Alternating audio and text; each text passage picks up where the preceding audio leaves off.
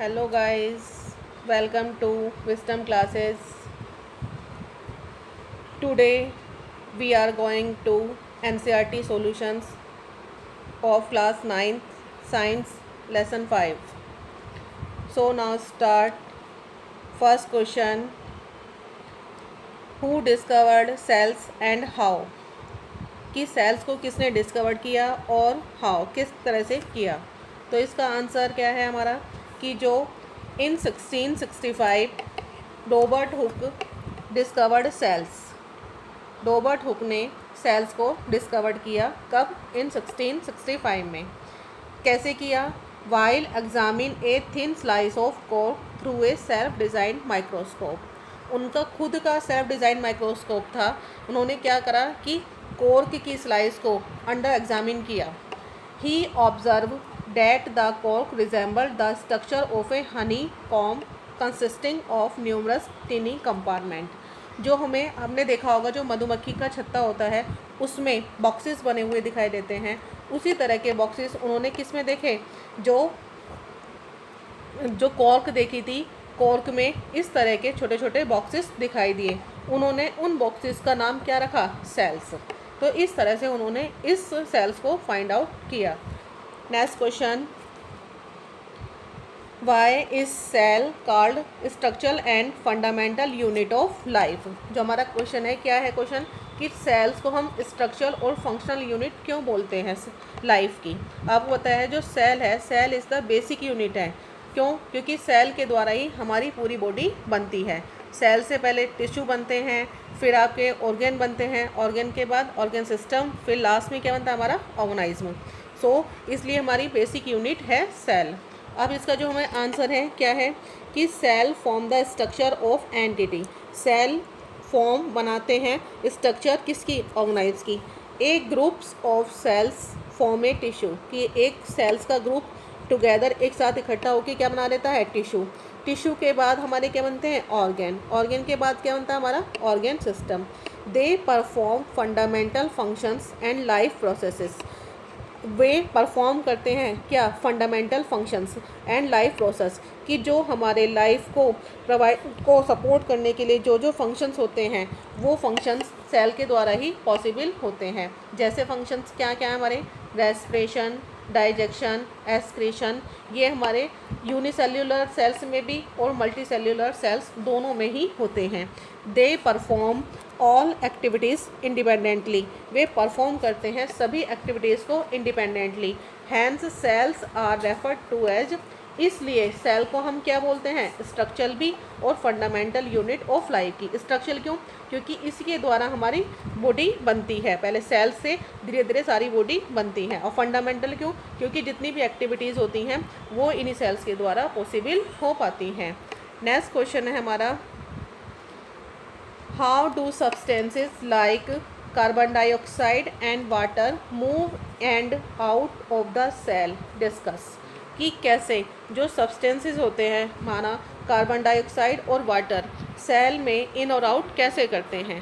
तो आपको पता है जो हमारी सेल्स हैं और वाटर हैं वो क्या है कि सेल्स में क्या होता है, जो सेल्स रेस्पिरेशन का फंक्शंस करती हैं। CO2 moves bye diffusion. CO2 move करती है किसके द्वारा? डिफ्यूजन के द्वारा। These cellular waste accumulate in high concentration in the cell. जो सेल्यूलर वेस्ट होता है वो एक्यूमुलेट इकट्ठा हो जाता है हाई कंसनट्रेशन में सेल के अंदर। Whereas the concentration of CO2 in the external surrounding is comparatively lower. और जो बाहर का मीडियम होता है वो कार्बन डाइऑक्साइड वहाँ पर क्या हो जाती है? आपकी कम हो जाती है। This difference in the concentration level inside, जो ये डिफरेंस होता है इन और आउट में, कि अंदर का क्या होता है? ज़्यादा और बाहर का क्या कम होता है? लो। तो इस वजह से कार्बन डाइऑक्साइड क्या होती है? वो डिफ्यूज हो जाती है। कैसे? हाई कंसनट्रेशन से लो कंसनट्रेशन की ओर। तो इस तरह से हमारी CO2 इन और आउट होती है। नेक्स्ट हमारा जो है इसमें आपका ऑस्मोसिस। अब ऑस्मोसिस क्या होता है कि जो वाटर इन और आउट कैसे होता है कि वाटर का फॉर्मूला क्या होता है? H2O। H2O diffuses by osmosis. जैसे पहले भी मैंने जब आपको चैप्टर एक्सप्लेन किया था, बताया था कि जो लिक्विड होते हैं वो ऑस्मोसिस के द्वारा पास आउट होते हैं। उसमें एक सेमी परमिएबल मेम्ब्रेन की नीड होती है। तो H2O diffuses by osmosis through the cell membrane. जो आपका वाटर है ऑस्मोसिस के थ्रू सेल मेम्ब्रेन में पास होता है। It moves from a region of high concentration to low concentration. इसकी जो मूवमेंट होती है वो भी कैसे होती है, हाई कंसनट्रेशन से लो कंसनट्रेशन की ओर। बट इसमें हमें किसकी नीड होती है, एक सेलेक्टिवली परमिएबल मेम्ब्रेन की। और तब तक होती है जब तक कि अंदर और बाहर का मीडियम सेम ना हो जाए, इक्विलिब्रियम तक ना पहुंच जाए। सो इस वजह से वाटर हमारा इन और आउट सेल के अंदर होता है। नेक्स्ट क्वेश्चन है हमारा, why is the cell membrane called a selectively permeable membrane. कि जो हमारी प्लाज्मा मेम्ब्रेन होती है, प्लाज्मा मेम्ब्रेन को हम सेल मेम्ब्रेन भी कह सकते हैं, वो सेलेक्टिवली मेम्ब्रेन उसे क्यों बोला जाता है। तो उसे क्यों बोला जाता है कि plasma membrane is called a selectively permeable membrane because, क्योंकि it permit the movement of only a certain molecules. क्योंकि ये परमिट करती है ओनली किसको, ओनली सर्टेन मोलिक्यूल्स को सेल के अंदर एंड आउट, बाहर आने और जाने में ये क्या करती है, हेल्प करती है। कि सिर्फ सेलेक्टेड पार्टिकल्स को अंदर जाने देती हैं, जो सेल के लिए हार्मफुल होते हैं वो सेल के अंदर नहीं जाने देती हैं। तो ये सेलेक्टिव पार्टिकल्स को ही इन और आउट में हेल्प करती है, इसलिए इसे हम क्या बोलते हैं, selectively permeable membrane. Not all molecules are free to diffuse. सारे पार्टिकल्स ईजिली इसके अंदर डिफ्यूज नहीं हो सकते हैं। नेक्स्ट क्वेश्चन है हमारा कि prokaryotic cell and eukaryotic cell के अंदर डिफरेंस। अब ये जो डिफरेंस है वो आपका दिखाया जाएगा। ये वाला क्वेश्चन आपका वेरी इंपॉर्टेंट है। क्यों, क्योंकि दोनों के बीच में डिफरेंस आपसे पूछा जाता है। देखिए difference, prokaryotic cell and eukaryotic cell. सबसे पहला जो इसका पॉइंट है वो क्या है हमारा, साइज का। साइज़ की जो प्रोकैरियोटिक सेल होती हैं वो जनरली क्या होती हैं आपकी, स्मॉल। इनका साइज़ जो होता है वो कितने से कितने तक होगा, 1 to 10 माइक्रोमीटर तक। और जो ये सेल होती हैं हमारी ये थोड़ी लार्ज होती हैं और इनका जो साइज होता है 5 to 100 माइक्रोमीटर तक होता है। एक माइक्रोमीटर किसके बराबर होता है, 10⁻⁻6 मीटर। अब जो इसका सेकेंड पॉइंट है कि nuclear region is poorly defined due to the absence of nuclear membrane and known as the nucleoid. जो इसका न्यूक्लियस होता है उसके बाहर कोई भी मेम्ब्रेन नहीं पाई जाती है, तो उसे हम क्या बोलते हैं, न्यूक्लियोइड। मतलब वेल डिफाइंड न्यूक्लियस नहीं पाया जाता है। लेकिन जो यूकैरियोटिक होती हैं उनके अंदर न्यूक्लियर मेम्ब्रेन पाई जाती है, इस वजह से इसका न्यूक्लियस क्लियरली स्पष्ट रूप से दिखाई देता है। नेक्स्ट थर्ड पॉइंट है हमारा कि there is a single chromosome. इसके अंदर क्रोमोसोम कैसे होते हैं, सिंगल होते हैं, बट इसके अंदर एक से ज़्यादा क्रोमोसोम्स पाए जाते हैं। नेक्स्ट पॉइंट है membrane bound cell organelles absent. क्योंकि इसके अंदर जितने भी ऑर्गेनल्स होते हैं उनके बाहर मेम्ब्रेन स्पष्ट रूप से नहीं दिखाई देती है, मींस एब्सेंट भी हो सकती है और होती भी है तो बहुत ही लाइट होती है। बट यूकैरियोटिक में जितने भी ऑर्गेन्स होते हैं वो सारे के सारे क्या होते हैं, क्लियरली रूप से हम उन्हें देख सकते हैं। नेक्स्ट क्वेश्चन है हमारा, can you name the 2 organelles we have studied that contains their own genetic material. आपसे इसमें पूछा गया है कि 2 ऐसे ऑर्गेनल्स के नाम बताओ जो कंटेन, जो रखते हों आउन जेनेटिक मटेरियल, जिनके अंदर ऐसा अपने आप ही अंदर जेनेटिक मटेरियल पाया जाता है। कौन कौन से ऑर्गेन हैं कि the 2 organelles which have their genetic material. कौन कौन से ऑर्गेन है हमारा, फर्स्ट है हमारा माइटोकॉन्ड्रिया एंड सेकेंड है हमारा प्लास्टिड। इन दोनों के अंदर क्या पाए जाते हैं, अपना डीएनए भी होता है, अपने राइबोसोम्स भी होते हैं। जो दोनों ऑर्गेन क्या हैं, जेनेटिक मटेरियल में, जो जेनेटिक मटेरियल है वो उसमें हेल्प करते हैं। तो इनके दोनों के नाम आपको लर्न करने हैं, माइटोकॉन्ड्रिया और प्लास्टिड। नेक्स्ट क्वेश्चन है, if the organisation of a cell is destroyed due to some physical और chemical influence what will happen. यदि एक सेल का ऑर्गेनाइजेशन इस डिस्ट्रॉयड हो जाता है कुछ फिजिकल एक्टिविटीज़ के द्वारा या केमिकल इफेक्शन के द्वारा, व्हाट विल हैपन, क्या होगा फिर। तो in the event of any damage to cells and when revivals of cell is not possible, lysosomes burst and enzymes digest such cells. आपको मैंने पहले ही बताया था जब चैप्टर एक्सप्लेन किया था कि लाइसोसोम्स को हम क्या बोलते हैं, सुसाइड बैग्स। क्यों बोला जाता है? जो लाइसोसोम्स होते हैं वो लाइसोसोम्स ब्रस्ट हो जाते हैं यदि सेल के अंदर जो आपका डैमेज है, जो हमारा सॉल्यूशन जो डैमेज हो गया है सेल के अंदर यदि भर गया है तो लाइसोसोम्स बर्स्ट हो जाते हैं और एंजाइम्स क्या करते हैं? डाइजेस्ट कर देते हैं सच सेल्स को, सारी की सारी सेल्स को क्या कर देते हैं? डाइजेस्ट कर देते हैं। इसलिए लाइसोसोम्स को क्या बोलते हैं? Suicide bag. मीन्स ये पूरी की पूरी सेल को क्या कर देते हैं? ख़त्म कर देते हैं, क्योंकि इनके अंदर जो एंजाइम्स पाए जाते हैं वो एंजाइम्स पूरी सेल को डाइजेस्ट करने में हेल्प कर देते हैं। नेक्स्ट है, why are lysosomes known as suicide bag. ये क्वेश्चन सेम ये है कि लाइसोसोम्स को सुसाइड बैग्स क्यों कहते हैं? क्यों कहते हैं कि when there is damage to the cell, कि मैंने जो भी आपको बताया कि जब सेल कहीं भी कोई डैमेज होता है सेल में तो when revival is not possible, और उनका रिमूवल पॉसिबल नहीं होता है, तो लाइसोसोम्स में ब्रस्ट, लाइसोसोम ब्रस्ट हो जाते हैं, एंजाइम डाइजेस्ट होते हैं और वो पूरी की पूरी सेल को क्या करते हैं? एनगल्फ कर लेते हैं। इसलिए लाइसोसोम्स को हम क्या बोलते हैं? Suicide bags. ये क्वेश्चन आपका वेरी इंपॉर्टेंट है। नेक्स्ट क्वेश्चन है हमारा, where are protein synthesize inside the cell, कि जो प्रोटीन का सिंथेसाइज होता है वो सेल के अंदर कहाँ पर होता है? Protein synthesize in cells takes place in ribosomes. Protein हमारा कहाँ बनता है? राइबोसोम्स में। और राइबोसोम्स कहाँ पाए जाते हैं? हमारे एंडोप्लाज्मिक रेटिकुलम में, जिसे हम क्या बोलते हैं? दो तरह के एंडोप्लाज्मिक रेटिकुलम होते हैं। कौन कौन से? RER and SCR। मीन्स क्या होता है इसका कि RER क्या है आपका? रफ एंडोप्लाज्मिक रेटिकुलम, और ये क्या आपका? Smooth endoplasmic reticulum. तो रफ मतलब जिसके ऊपर क्या पाए जाते हैं? राइबोसोम्स, जो प्रोटीन सिंथेसाइज में हेल्प करते हैं। तो प्रोटीन सिंथेसाइज जो प्रोटीन बनता है वो कहाँ पर बनता है आपका? एंडोप्लाज्मिक रेटिकुलम में, रफ एंडोप्लाज्मिक रेटिकुलम में।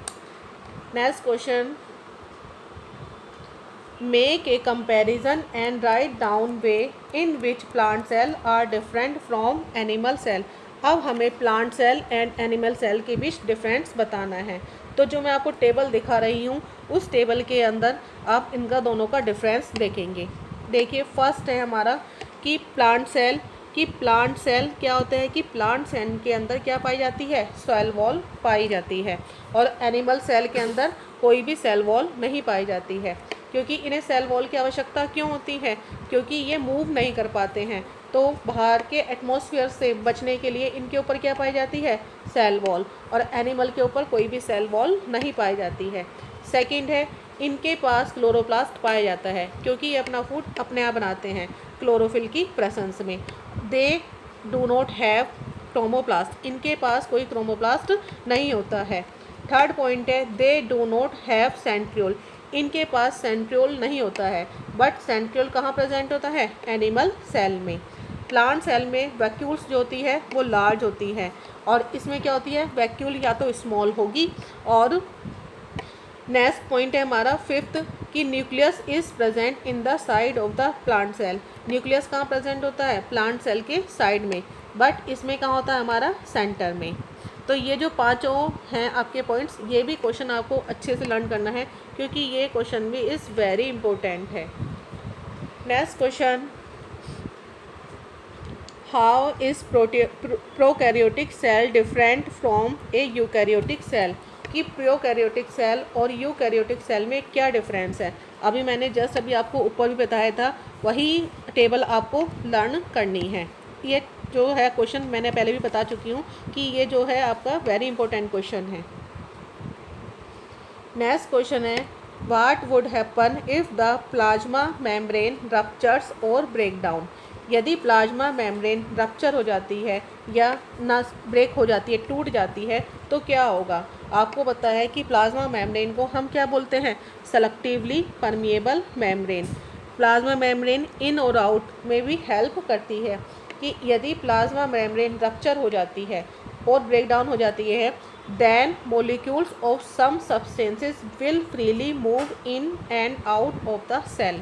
यदि प्लाज्मा मेम्ब्रेन रप्चर होती है या ब्रेक डाउन होती हैं, देन तब मोलिक्यूल्स ऑफ सब सब्सटेंसेस के विल फ्रीली मूव करेंगे, सेल के अंदर आ भी सकते हैं और सेल के बाहर जा भी सकते हैं। Permeable as plasma membrane act करती है एज ए मैकेनिकल बैरियर, ये एक बैरियर की तरह काम करती है। Exchange of materials from its surrounding through osmosis और diffusion in a cell won't takes place. Osmosis और डिफ्यूजन प्रोसेस के थ्रू ये मटेरियल्स का क्या करती है, एक्सचेंज करती है। यदि प्लाज्मा मेम्ब्रेन हमारी रफ हो जाएगी, मीन्स रप्चर हो जाएगी, तो सेल पूरी की पूरी सेल कैसी हो सकती है, वुड डाई, मर सकती है। क्यों? क्योंकि इसमें आपका कोई भी बाहर से पार्टिकल इन अंदर भी आ सकता है और सेल का इम्पोर्टेंट जो उसमें लिक्विड भरा हुआ है वो बाहर आ सकता है। तो इससे हमारी सेल क्या हो सकती है, नष्ट हो सकती है। तो disappearance due to disappearance of the protoplasmic material, तो सेल हमारी कैसी हो जाएगी, डाई हो सकती है। नेक्स्ट क्वेश्चन है what would happen to the life of a cell if there was no Golgi apparatus. यदि सेल के अंदर जो गोल्गी एपरेटस होता है नहीं होगा तो क्या होगा? तो आप जानते हैं गोल्गी एपरेटस कैसे होते हैं, डिस्क लाइक स्ट्रक्चर होती है और इसी के अंदर सेल में जो फूड बनता है वो स्टोर होता है, पैक होता है। तो इस वजह से यदि ये नहीं होगा गोल्गी एपरेटस तो जो सेल के अंदर फूड बना है वो स्टोर नहीं हो पाएगा, पैकेजिंग नहीं हो पाएगा, मैन्युफैक्चर ऑफ सब्सटेंसेस जो मैन्युफैक्चर होता है वो चीज़ नहीं बन पाएंगी। तो ये तीनों गोल्गी एपरेटस के काम हैं, ये तीनों काम फिर पॉसिबल नहीं हो पाएंगे विदाउट द गोल्गी एपरेटस। बिना गोल्गी एपरेटस के the cell will be disabled from packing and dispatching materials that were produced by the cell. Golgi apparatus के बिना सेल डिसेबल हो जाएगी पैकिंग के एंड डिस्पैचिंग मटेरियल्स को ट्रांसपोर्ट करने के, दे वर प्रोड्यूस जो उसने मटेरियल प्रोड्यूस किया है। So Golgi apparatus is also involved in the formation of cell, cell के इन्फॉर्मेशन में भी क्या करती है, इन्वॉल्व है। इसलिए इसकी एब्सेंस में cell will not be produce, cell आपकी प्रोड्यूस नहीं होगी। नेक्स्ट क्वेश्चन है which organelle is known as the power house of the cell. This question is very important, ये क्वेश्चन भी कई बार आपसे एग्जाम में पूछा जाता है। तो पावर हाउस सेल किसको बोलते हैं, mitochondria. Mitochondria are known as the power house of the cell, कि माइटोकॉन्ड्रिया को हम क्या बोलते हैं, पावर हाउस है सेल का। क्यों बोला जाता है, because it release the energy, ये एनर्जी को रिलीज़ करता है required for different activities of life, जो लाइफ की एक्टिविटीज़ होती हैं उनको करने में एनर्जी प्रोवाइड करता है। माइटोकॉन्ड्रिया के अंदर जो एनर्जी होती है वो किसकी फॉर्म में होती है, ATP. ATP means adenosine triphosphate. जब आपको जिस भी एक्टिविटीज़ में एनर्जी की ज़रूरत होती है माइटोकॉन्ड्रिया हमको प्रोवाइड करता है। और ये एटीपी जो है करेंसी है, करेंसी किसकी है, एनर्जी जो हमें माइटोकॉन्ड्रिया के द्वारा मिलती है। तो एटीपी कई बार आपसे फुल फॉर्म भी पूछी जाती है, या आपसे इसमें नेक्स्ट क्वेश्चन बन सकता है कि energy currency, what is the energy currency of the cell. तो आप किसका नाम लेंगे, माइटोकॉन्ड्रिया इन एटीपी। तो एटीपी क्या है, हमारी करेंसी है और किसके अंदर मिलती है, ये power house of the cell means mitochondria. Next question, where do the lipid and protein constituting the cell membrane get synthesize. कहाँ पर लिपिड और प्रोटीन कंसिस्ट होते हैं, सेल मेम्ब्रेन गेट सिंथेसाइज होती है। तो आपको पता है जो हमारी सेल मेम्ब्रेन बनती हैं वो किसके द्वारा बनती हैं, लिपिड और प्रोटीन के द्वारा। और लिपिड और प्रोटीन हमारे कहाँ पर सिंथेसाइज होते हैं, एंडोप्लाज्मिक रेटिकुलम में। तो एंडोप्लाज्मिक रेटिकुलम मैंने अभी पहले भी बताया कि 2 टाइप्स की होती हैं, कौन कौन सी, RER and SCR। Next question है हमारा, how does N amoeba obtains its food. Amoeba अपने फूड को कैसे ऑब्टेन करता है, कैसे प्राप्त करता है। तो अमीबा आपको पता है कि amoeba is a unicellular animal, कि अमीबा क्या है कि यूनिसेल्युलर ऑर्गेनिज्म है। Through the process of endocytosis, endocytosis के प्रोसेस के द्वारा an amoeba obtains its food, अपने फूड को ऑब्टेन करता है। As its cell membrane is flexible, जो इसकी जो सेल मेम्ब्रेन होती है वो कैसी होती है, फ्लेक्सिबल होती है। Food particles are engulf forming a food vacuoles, जो फूड पार्टिकल्स होते हैं वो फूड वैक्यूल के पहले एनगल्फ करती है मेम्ब्रेन और उसके बाद वो क्या बना देते हैं, food vacuole. It which A associated by the pseudopodia. ये किसके द्वारा हो पाता है? सूडोपोडिया, क्योंकि सूडोपोडिया किस नाम से जाने जाते हैं? फॉल्स फीट, क्योंकि जो अमीबा होता है उसकी अपने कोई पैर नहीं होते हैं, लेकिन वो फिर भी मूवमेंट करता है। किसकी वजह से? Pseudopodia. Amoeba cigarette digestive enzyme, amoeba जो सिग्रेट करता है डाइजेस्टिव एंजाइम को, और जो उसने फूड को एनगल्फ किया है उसको पचाने में ये जो एंजाइम्स हैं वो क्या करते हैं? हेल्प करते हैं। अब देखिए इसका डायग्राम, न्यूट्रिशन इन अमीबा। अब जो आपको ये जो डायग्राम दिखाया जा रहा है कि इसमें क्या है? अमीबा क्या है कि अमीबा के अंदर फूड पार्टिकल्स यहाँ पर है आपका फूड पार्टिकल्स, और इसके अंदर क्या पाया जाता है? न्यूक्लियस। जब ये फूड को देखकर आगे बढ़ता है तो अपनी शेप को चेंज करता रहता है। ये क्या है? इसके सूडोपोडिया, जो आगे की साइड इसे बढ़ने में हेल्प कर रहे हैं। ये फूड को एनगल्फ कर रहे हैं। जब फूड को एनगल्फ करते हैं तो वहीं पर क्या बन जाती है? इसकी वैक्यूल्स। ये वैक्यूल्स क्या काम करती है? जो सेल होती है वो सेल इस फूड को डाइजेस्ट करने में हेल्प करती है। अब ये फूड यहाँ पे क्या हो रहा है? आपका डाइजेस्ट हो रहा है। डाइजेस्ट होने के बाद जो फूड है पूरी बॉडी के अंदर जाता है, सप्लाई होता है, फिर उसके बाद जो वेस्ट होता है वो बॉडी से बाहर निकल जाता है। इस तरह से पूरा प्रोसेस अमीबा के अंदर होता है फूड को एनगल्फ करने का। नेक्स्ट क्वेश्चन है अब हमारा, व्हाट इज़ ऑस्मोसिस? ऑस्मोसिस क्या होता है? तो ऑस्मोसिस क्या है कि ये किसके अंदर होता है? लिक्विड्स के अंदर, कि वाटर का ट्रांसपोर्ट कैसे? High concentration to low concentration. तो क्वेश्चन का आंसर क्या है आपका कि the process of movement of a water molecules from a region of higher concentration to a region of low concentration through a semi permeable membrane is known as osmosis. कि water का movement higher to low किसके द्वारा? Semi permeable membrane, उस process को हम क्या बोलते हैं? ऑस्मोसिस। नेक्स्ट क्वेश्चन है, carry out the following osmosis experiment. यहाँ पे आपको क्या करना है? ऑस्मोसिस का प्रोसेस करना है। कैसे? कि टेक 4 पील्ड पोटैटो, हाफ, अब हमने क्या लिया? उन्हें पोटैटो को हाफ कर लिया, and scoop each one out to make potato, और अंदर से स्कूप कर लिया, अंदर से खाली कर लिया, और उन्हें किसकी शेप में कर लिया? कप्स की। One of this potato cup should be made from A boiled potato. In potato का जो कप्स पोटैटो कप्स हैं उनमें से एक को शुड बी मेड बना लिया फ्रॉम ए बॉइल्ड पोटैटो से।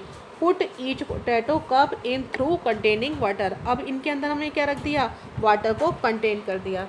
तो नाउ अब कीप कप ए एम्प्टी, जो ए कप था वो हमारा क्या है? खाली है। दूसरा सेकंड पॉइंट है, put 1 teaspoon sugar in cup B. हमने दूसरे में क्या डाल दिया है? 1 टीस्पून शुगर डाल दी है। थर्ड में put 1 teaspoon salt in cup C. Put 1 teaspoon sugar in the boiled potato cup, और 1 टीस्पून शुगर किस में डाल दी है? जो हमारा बॉइल्ड पोटैटो था। कीप दीज 2 हावर्स, हमने 2 हावर्स के लिए छोड़ दिया। देन ऑब्जर्व, अब उन्हें ऑब्जर्व देखते हैं कि क्या ऑब्जर्वेशन करा। First explain why water gathered in the hollowed portion of B and C. Next question,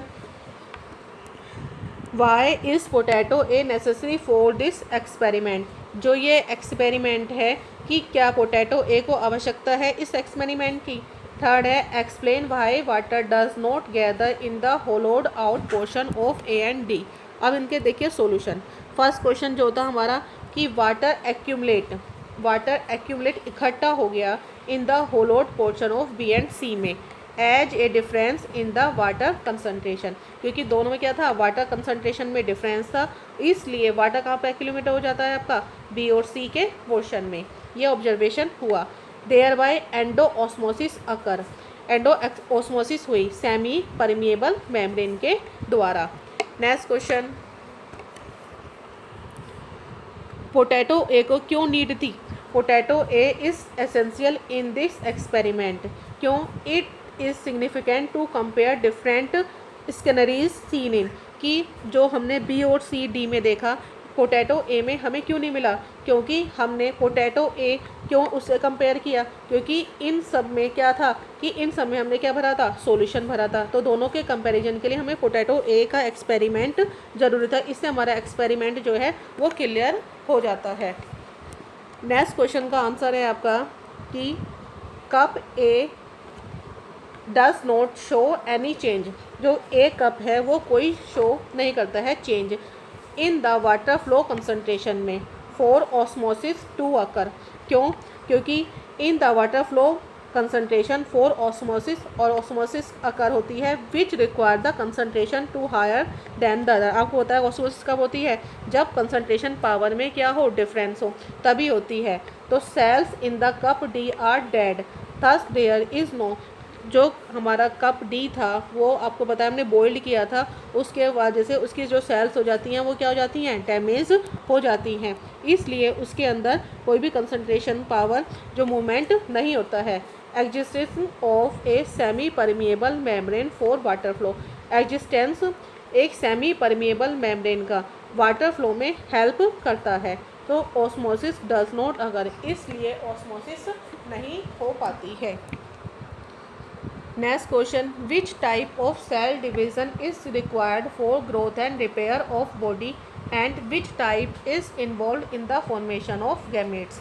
इसमें आपसे क्वेश्चन में पूछा गया है कि सेल डिवीज़न का कौन सा टाइप रिक्वायर्ड होता है growth and repair of the body, body की रिपेयर के लिए और ग्रोथ के लिए, and which type of involve in the formation of gametes के लिए कौन सा आपका सेल डिवीज़न का टाइप है। फर्स्ट आंसर देखिए, देयर आर टू वे, आपको टू वे हैं सेल को डिवीज़न के। फर्स्ट सेल किससे डिवाइड होती हैं, माइटोसिस के द्वारा। सेकंड किससे डिवाइड होती हैं, मियोसिस। अब ये प्रोसेस किसके अंदर होता है उसके बारे में हम बताएंगे। माइटोसिस क्या होता है कि mitosis is the type of cell division. Mitosis क्या हमारा सेल डिवीज़न का ही टाइप है, that is involve in growth and repair of the body. और ये किस में हेल्प करता है, सेल की जो बॉडी की जो रिपेयर होती है, ग्रोथ होती है, उसमें हेल्प करता है। वेयर एज मायोसिस जो होता है वो सेल डिवीज़न का टाइप है विच रिजल्ट, लेकिन इसमें क्या बनते हैं, हमारे गैमेट्स का फॉर्मेशन होता है। बट माइटोसिस में क्या है, पूरी की बॉडी डेवलप होती है और इसमें हमारे क्या बनते हैं, गैमेट्स। गैमेट्स जैसे आपके एग हो गया, स्पर्म हो गया, ये सब क्या हमारे गैमेट्स जो फर्टिलाइजेशन की यूनिट होती हैं। अब जो आपसे क्वेश्चंस पूछे गए थे, ये क्वेश्चंस फ्रिक्वेंटली आज क्वेश्चन वो क्वेश्चंस हैं आपके, ये क्वेश्चंस आपको मैं ऑलरेडी ऊपर बता चुकी हूँ। नेक्स्ट हैं, ये सब क्वेश्चंस आपके ऑलरेडी हो चुके हैं।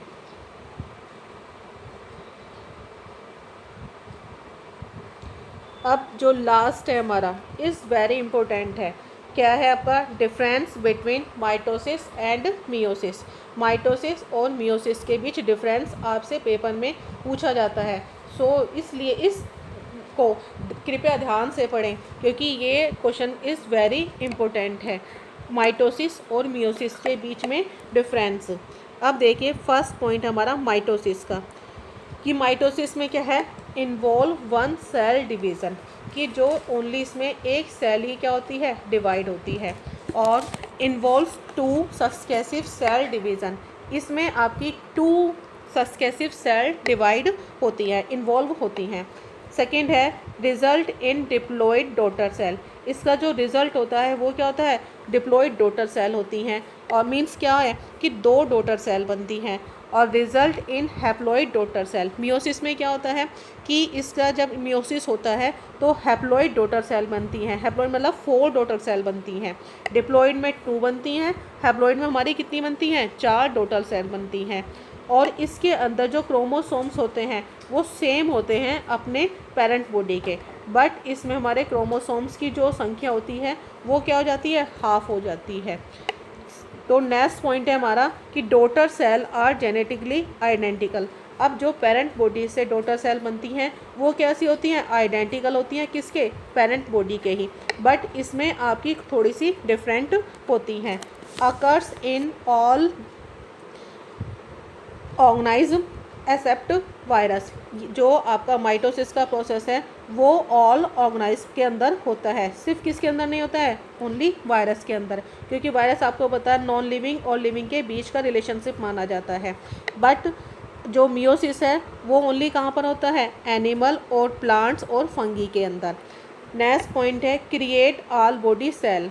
इससे हमारी माइटोसिस के द्वारा पूरी की पूरी बॉडी डेवलप होती है, बट इसके द्वारा create germ cell only say क्या बनती है हमारी, जर्म सेल्स, जैसे मैंने अभी बताया आपको एग एंड स्पर्म। तो ये जो क्वेश्चन है इज़ वेरी इंपॉर्टेंट है, इसको आप ध्यान से पढ़ें और ये डिफरेंस आपको बहुत इजी वे में बनाकर दिया गया है, तो इसको आपको बहुत ध्यान से पढ़ना है। तो ये जो आपका जो डायग्राम यहाँ पर दिखाया गया है, ये डायग्राम देखिए वो आप,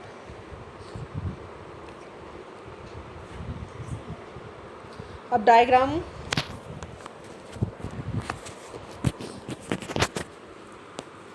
देखिए, क्लियर डायग्राम इसका माइटोसिस और मियोसिस का, कि जो माइटोसिस है, माइटोसिस में क्या है, वन पेरेंट बॉडी से क्या बन रही है आपकी, टू पेरेंट बॉडी, और इसमें आपके क्रोमोसोम्स के जो नंबर होते हैं वो क्या होते हैं, सेम होते हैं किसके, पेरेंट बॉडी के। बट मियोसिस में क्या होता है, वन बॉडी से टू बनती हैं, दो से फिर चार बनती हैं, चार से फिर आगे जाके आठ बनती हैं, इस तरह से मियोसिस होता है। तो ये डायग्राम और इसका जो डिफ्रेंशिएशन के पॉइंट्स बताए हैं ये सभी आपको क्या करने हैं, लर्न करने हैं, और इस डायग्राम को भी बनाकर प्रिपेयर एक बार आपको प्रैक्टिस में प्रिपेयर करना है। सो आपका ये चैप्टर फिनिश हुआ। So don't forget to share, subscribe and like, comments your doubt and queries. Notes are in the description box. Thanks for watching Wisdom Classes.